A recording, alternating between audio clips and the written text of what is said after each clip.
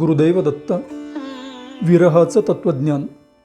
प्रिय व्यक्तीच्या मृत्यूनं उद्भवणारा विरह या अपरिहार्य सत्याबद्दल श्री गुरुचरित्राच्या 30व्या अध्यायामध्ये श्री नरसिंह सरस्वती दत्तप्रभू अत्यंत करुण आणि तत्त्वज्ञानपूर्ण भाषेमध्ये स्पष्ट करतात. प्रत्येकाला हा शोक सहन करावाच लागतो. त्यावेळी धीर देण्यासाठी आणि त्याच्या अंतःकरणामध्ये वैराग्य जागवण्यासाठी श्री नरसिंह सरस्वती दत्तप्रभू सुंदर उदाहरणं देतात. ते सांगतात की नदीमध्ये एकत्र आलेले लाकडी ओंडके काही काळ सोबत वाहतात, पण नदी प्रवाह बदलताच क्षणात वेगवेगळ्या दिशांना वाहून जातात. त्यांचं एकत्र येणं आणि वेगळं होणं निसर्ग नियमानं असतं. तसंच माणसांचं एकत्र येणं आणि दूर जाणं हे प्रारब्ध असतं. याच अर्थाचं दुसरं उदाहरण देताना श्री नरसिंह सरस्वती दत्तप्रभू पक्ष्यांबद्दल सांगतात.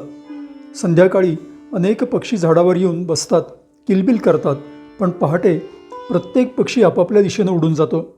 त्या झाडाशी किंवा इतर पक्ष्यांशी त्यांचा कायमचा संबंध नसतो. प्रिय व्यक्तीच्या मृत्यूनं होणारा शोक स्वाभाविक असला तरीही त्यात अडकून राहणं अज्ञानाचं लक्षण आहे, असं श्री नरसिंह सरस्वती दत्तप्रभू सूचित करतात. आत्मा अमर आहे, मात्र शरीर नश्वर आहे. जो हे सत्य स्वीकारतो तो दुःखातून मुक्त होऊन गुरुभक्ती, नामस्मरण आणि वैराग्याच्या मार्गानं पुढे जातो. श्री गुरुचरित्राचा 30वा अध्याय जगण्याची अनित्यता समजावून देत शोकातून विवेकाकडे नेणारी महान शिकवण देतो. गुरुदैव दत्त.